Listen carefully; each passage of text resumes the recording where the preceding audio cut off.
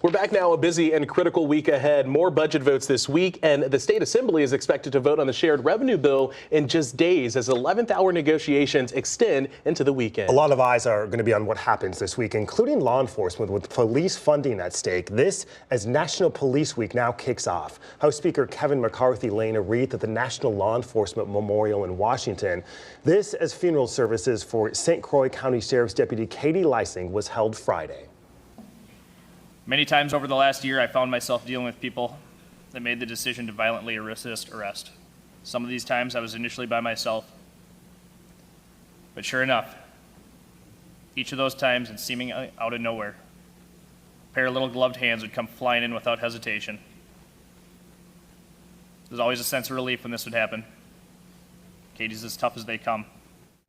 Lysing is the fourth officer killed in the line of duty in Wisconsin this year. It's now the deadliest year for Wisconsin law enforcement officers in more than 2 decades. Jim Palmer is the executive director of the Wisconsin Professional Police Association, and he joins us now. Jim, thanks for your time. Thank you for having me. So we are not even 6 months into this year yet, and already Wisconsin is the deadliest year for Wisconsin law enforcement officers, with 4 law enforcement officers killed already this year. What do you attribute to what's going on? Well, I think there are a number of factors. I think as we've been talking about for several years now, we have a growing law enforcement staffing crisis in this state. Wisconsin is currently at the lowest number of officers working in the state today than we've had since 2008, when that data on that began being collected. Over the last 5 years, if you look at data from the U.S. Department of Justice, we're seeing that the number of assaults on officers in the line of duty just in Wisconsin over the last 5 years has increased by a staggering 42%. And so that's alarming. And then lastly, we also track data relative to the officer-involved shootings that occur in this state. And we're seeing a higher proportion of those officer-involved shooting incidents involving individuals that confront officers with a firearm. On that end, where do you see the accessibility of firearms playing a role into all of this? Well, that's a good question. I think, clearly, again, we have individuals that for a number of reasons are more likely to confront officers than maybe they were in the past, and they're more likely to do it with a firearm. And so, I think there are a lot of issues ancillary to this, but important issues such as mental health, that we're not addressing in other ways. And it's just, this is another area where we've asked officers over the years to do more with less. And clearly something needs to be done to boost the staffing numbers, just as a necessary and critical first step.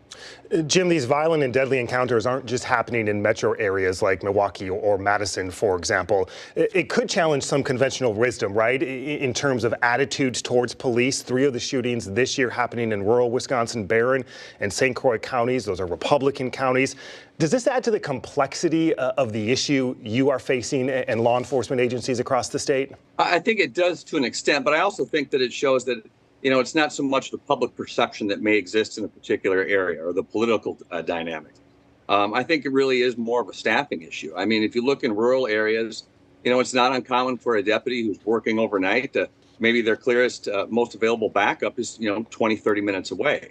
And so anything that we can do as a state to invest in public safety and allow law enforcement agencies to add more officers, I think would be an important first step. It's not a cure-all in trying to remedy and address this situation. When you talk about staffing crises and funding, a lot of this is going to be incorporated into the state budget and the shared revenue bill being debated in Madison right now. Curious, when you look specifically at Milwaukee and provisions for Milwaukee in the shared revenue bill, does the association have any opinions on this provision that a sales tax must be approved by voters when there is concern that it won't? And the downfall spiral of that could be having to lay off hundreds of more police officers here in the city of Milwaukee? Well, obviously, while we are the state's largest law enforcement group, we don't represent the Milwaukee police officers, so I wouldn't want to speak for them. But I think generally, we recognize the critical necessity for the sales tax plan to go through and for, Milwaukee County and the city of Milwaukee to get their financial house in order and to be able to support core services such as public safety. I recognize that it is a concern that, a referendum, sales tax referendum may not pass. But, I think it's going to take all the stakeholders involved in that to really inject themselves and insert a meaningful role in the public dialogue that maybe they just haven't. What is the number one issue? What is the top priority for the association that state lawmakers you think need to address as we sit here today? Well, right now we have competing, local government funding plans or shared revenue plans between the Republican lawmakers in the Assembly in particular and Governor Evers.